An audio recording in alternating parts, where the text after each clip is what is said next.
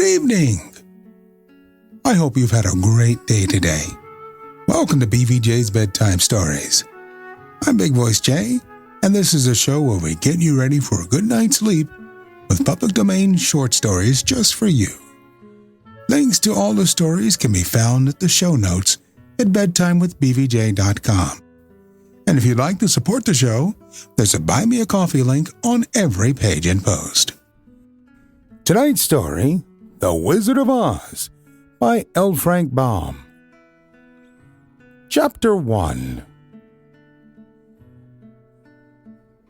The Cyclone. Dorothy lived in the midst of the great Kansas prairies, with Uncle Henry, who was a farmer, and Aunt Em, who was a farmer's wife. Their house was small, for the lumber to build it had to be carried by wagon many miles. There were 4 walls, a floor, and a roof, which made one room. And this room contained a rusty-looking cook stove, a cupboard for the dishes, a table, 3 or 4 chairs, and the beds. Uncle Henry and Aunt Em had a big bed in one corner and Dorothy a little bed in another corner. There was no garret at all and no cellar, except a small hole dug in the ground called a cyclone cellar, where the family could go in case one of those great whirlwinds arose, mighty enough to crush any building in its path. It was reached by a trap door in the middle of the floor, from which a ladder led down into the small dark hole. When Dorothy stood in the doorway and looked around, she could see nothing but the great gray prairie on every side. Not a tree nor a house broke the broad sweep of flat country that reached to the edge of the sky in all directions. The sun had baked the plowed land into a gray mass with little cracks running through it. Even the grass was not green, for the sun had burned the tops of the long blades until they were the same gray color to be seen everywhere. Once the house had been painted, but the sun had blistered the paint and the rains washed it away. And now the house was as dull and gray as everything else.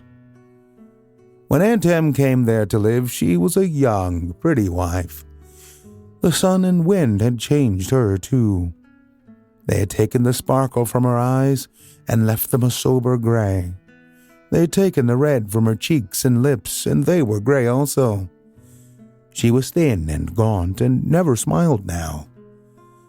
When Dorothy, who was an orphan, first came to her, Aunt Em had been so startled by the child's laughter that she would scream and press her hand upon her heart whenever Dorothy's merry voice reached her ears, and she still looked at the little girl with wonder that she could find anything to laugh at. Uncle Henry never laughed. He worked hard from morning till night, and did not know what joy was. He was gray also, from his long beard to his rough boots, and he looked stern and solemn and rarely spoke. It was Toto that made Dorothy laugh and saved her from growing as gray as her other surroundings. Toto was not gray. He was a little black dog with long silky hair and small black eyes that twinkled merrily on either side of his funny wee nose. Toto played all day long, and Dorothy played with him and loved him dearly. Today, however, they were not playing. Uncle Henry sat upon the doorstep and looked anxiously at the sky, which was even grayer than usual. Dorothy stood in the door with Toto in her arms and looked at the sky, too. Aunt Em was washing the dishes. From the far north, they heard a low wail of the wind, and Uncle Henry and Dorothy could see where the long grass bowed in waves before the coming storm. There now came a sharp whistling in the air from the south, and as they turned their eyes that way, they saw ripples in the grass coming from that direction also. Suddenly, Uncle Henry stood up. "There's a cyclone coming, Em," he called to his wife. "I'll go look after the stock." Then he ran towards the sheds where the cows and horses were kept. Aunt Em dropped her work and came to the door. One glance told her of the danger close at hand. "Quick, Dorothy," she screamed. "Run for the cellar." Toto jumped out of Dorothy's arms and hid under the bed, and the girl started to get him. Aunt Em, badly frightened, threw open the trap door in the floor and climbed down the ladder into the small dark hole. Dorothy caught Toto at last and started to follow her aunt. When she was halfway across the room, there came a great shriek from the wind, and the house shook so hard that she lost her footing and sat down suddenly upon the floor. Then a strange thing happened. The house whirled around 2 or 3 times and rose slowly through the air. Dorothy felt as if she were going up in a balloon. The north and south winds met where the house stood and made it the exact center of the cyclone. In the middle of a cyclone, the air is generally still, but the great pressure of the wind on every side of the house raised it up higher and higher until it was at the very top of the cyclone. And there it remained, and was carried miles and miles away as easily as you could carry a feather. It was very dark, and the wind howled horribly around her. But Dorothy found she was riding quite easily. After the first few whirls around, and one other time when the house tipped badly, she felt as if she were being rocked gently like a baby in a cradle. Toto did not like it. He ran about the room, now here, now there, barking loudly, but Dorothy sat quite still on the floor and waited to see what would happen. Once Toto got too near the open trap door and fell in, and at first the little girl thought she had lost him, but soon she saw one of his ears sticking up through the hole, for the strong pressure of the air was keeping him up so that he could not fall. She crept to the hole, caught Toto by the ear, and dragged him into the room again, afterward closing the trap door so that no more accidents could happen. Hour after hour passed away, and slowly Dorothy got over her fright, but she felt quite lonely, and the wind shrieked so loudly all about her that she nearly became deaf.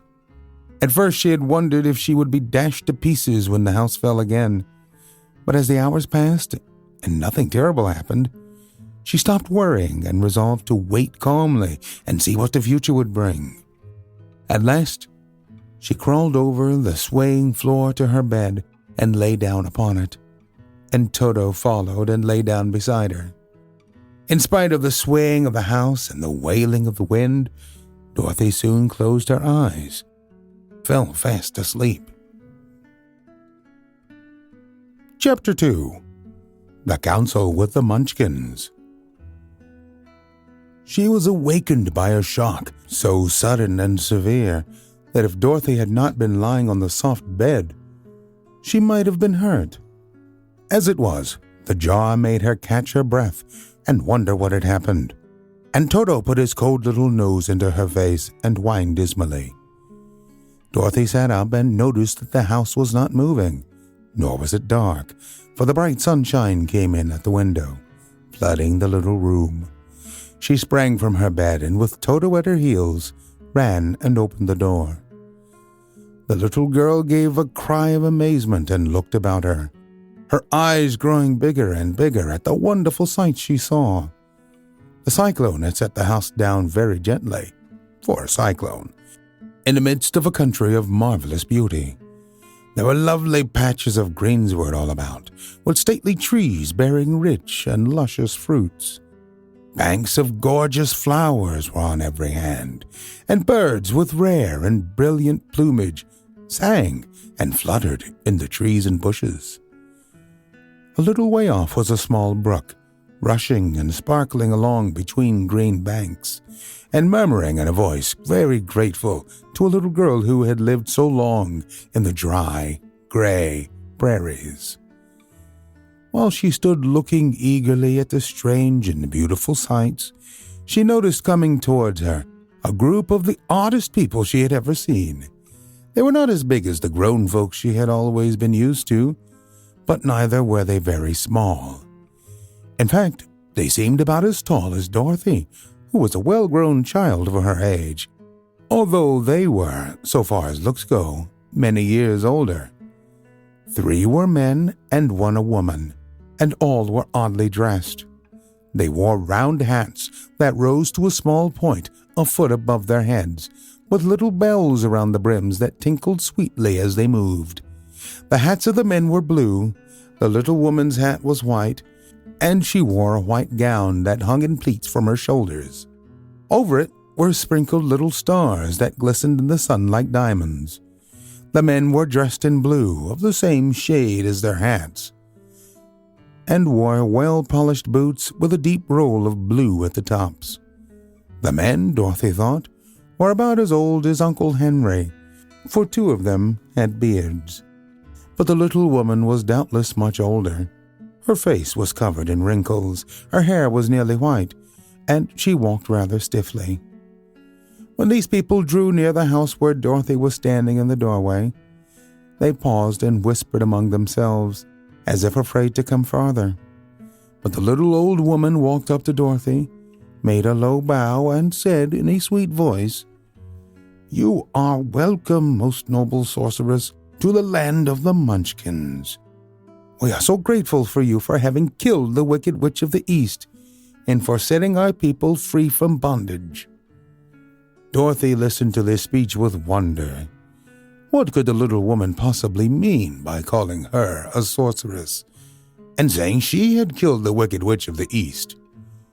Dorothy was an innocent, harmless little girl who had been carried by a cyclone many miles from home, and she had never killed anything in all her life. But the little woman evidently expected her to answer, so Dorothy said with hesitation, "You are very kind, but there must be some mistake. I have not killed anything." "Your house did, anyway," replied the little old woman with a laugh. "And that is the same thing. See," she continued, pointing to the corner of the house. "There are her 2 feet, still sticking out from under a block of wood." Dorothy looked and gave a little cry of fright. There indeed, just under the corner of the great beam the house rested on, 2 feet were sticking out, shod in silver shoes with pointed toes. Oh dear, cried Dorothy, clasping her hands together in dismay. "The house must have fallen on her. Whatever shall we do?" "There is nothing to be done," said the little woman calmly. "But who was she?" said Dorothy. "She was the Wicked Witch of the East, as I said," answered the little woman. "She has held all the Munchkins in bondage for many years, making them slave for her night and day. Now they are all set free and are grateful to you for the favor." "Who are the Munchkins?" inquired Dorothy. "They are the people who live in this land of the East where the Wicked Witch ruled." "Are you a Munchkin?" asked Dorothy. "No, but I am their friend, although I live in the land of the North. When they saw the Witch of the East was dead, the Munchkins sent a swift messenger to me, and I came at once." "I am the Witch of the North." "Oh, gracious!" cried Dorothy. "Are you a real witch?" "Yes, indeed," answered the little woman. "But I am a good witch, and the people love me. I am not as powerful as the Wicked Witch was who ruled here, or I should have set the people free myself." "But I thought all witches were wicked," said the girl, who was half frightened at facing a real witch. "Oh, no, that is a great mistake. There were only 4 witches in all the land of Oz, and 2 of them, those who live in the North and the South, are good witches. I know this is true, for I am one of them myself and cannot be mistaken. Those who dwelt in the East and the West were indeed wicked witches. But now that you have killed one of them, there is but one wicked witch in all the land of Oz, the one who lives in the West." "But," said Dorothy after a moment's thought, "Aunt Em has told me that the witches were all dead years and years ago." "Who is Aunt Em?" inquired the little old woman. "She is my aunt, who lives in Kansas, where I came from." The Witch of the North seemed to think for a time, with her head bowed and her eyes upon the ground. Then she looked up and said, I do not know where Kansas is, for I have never heard that country mentioned before. But tell me, is it a civilized country?" "Oh, yes," replied Dorothy. "Ah, then that accounts for it. In the civilized countries, I believe there are no witches left, nor wizards, nor sorceresses, nor magicians. But you see, the land of Oz has never been civilized, for we are cut off from the rest of the world. Therefore, we still have witches and wizards amongst us." "Who are the wizards?" asked Dorothy. "Oz himself is the great wizard," answered the witch, sinking her voice to a whisper. "He is more powerful than all the rest of us together. He lives in the City of Emeralds." Dorothy was going to ask another question, but just then the Munchkins, who had been standing silently by, gave a loud shout and pointed to the corner of the house where the Wicked Witch had been lying. "What is it?" asked the little old woman, and looked, and began to laugh. The feet of the dead witch had disappeared entirely, and nothing was left but the silver shoes. "She was so old," explained the Witch of the North, "that she dried up quickly in the sun. That is the end of her. But the silver shoes are yours, and you shall have them to wear." She reached down and picked up the shoes, and after shaking the dust out of them, handed them to Dorothy. "The Witch of the East was proud of those silver shoes," said one of the Munchkins. "And there is some charm connected with them, but what it is we never knew." Dorothy carried the shoes into the house and placed them on the table. Then she came out again to the Munchkins and said, "I am anxious to get back to my aunt and uncle, for I am sure they will worry about me. Can you help me find my way?" The Munchkins and the witch first looked at one another and then at Dorothy, and then shook their heads. "At the east, not far from here," said one, "there is a great desert, and none could live to cross it." "It is the same at the south," said another, "for I have been there and seen it. The south is the country of the Quatlings." "I am told," said the third man, "that it is the same at the west, and that country, where the Winkies live, is ruled by the Wicked Witch of the West, which would make you her slave if you passed her way." "The north is my home," said the old lady, "and at its edge is the same great desert that surrounds this land of Oz." "I'm afraid, my dear, you will have to live with us." Dorothy began to sob at this, for she felt lonely among all these strange people. Her tears seemed to grieve the kind-hearted Munchkins, for they immediately took out their handkerchiefs and began to weep also. As for the little old woman, she took off her cap and balanced a point on the end of her nose, while she counted 1, 2, 3 in a solemn voice. At once the cap changed to a slate, on which was written in big white chalk marks, "Let Dorothy go to the City of Emeralds." The little old woman took the slate from her nose, and having read the words on it, asked, "Is your name Dorothy, my dear?" "Yes," answered the child, looking up and drying her tears. "Then you must go to the City of Emeralds. Perhaps Oz will help you." "Where is this city?" asked Dorothy. "It is exactly in the center of the country, and is ruled by Oz, the great wizard I told you of." "Is he a good man?" inquired the girl anxiously. "He is a good wizard. Whether he is a man or not, I cannot tell, for I have never seen him." "How can I get there?" asked Dorothy. "You must walk. It is a long journey, through a country that is sometimes pleasant and sometimes dark and terrible. However, I will use all the magic arts I know of to keep you from harm." "Won't you go with me?" pleaded the girl, who had begun to look upon the little old woman as her only friend. "No, I cannot do that," she replied. "But I will give you my kiss, and no one will dare injure a person who has been kissed by the Witch of the North."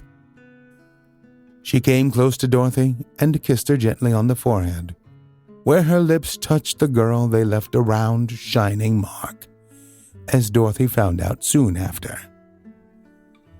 "The road to the City of Emeralds is paved with yellow brick," said the witch, "so you cannot miss it. When you get to Oz, do not be afraid of him, but tell your story and ask him to help you. Goodbye, my dear." The three munchkins bowed low to her and wished her a pleasant journey, after which they walked away through the trees. The witch gave Dorothy a friendly little nod, whirled around on her left heel 3 times, and straightway disappeared, much to the surprise of little Toto, who barked after her loudly enough when she had gone, because he had been afraid even to growl while she stood by. But Dorothy, knowing her to be a witch, had expected her to disappear in just that way, and was not surprised in the least. We'll continue our story on our next episode. I want to remind you that we're always looking for great stories like this one to feature on the show. Send your suggestions to bigvoicejay@gmail.com. We've got a YouTube channel full of stories from the show. Go to tiny.cc/BVJ Bedtime. Don't forget to leave us a review on Apple Podcasts. It helps to spread the word that we're putting people to sleep every single night. And if you'd like to support the show, there's a Buy Me a Coffee link on every page and post. Thank you so much for listening. Good night. Diamond Club hopes you have enjoyed this program.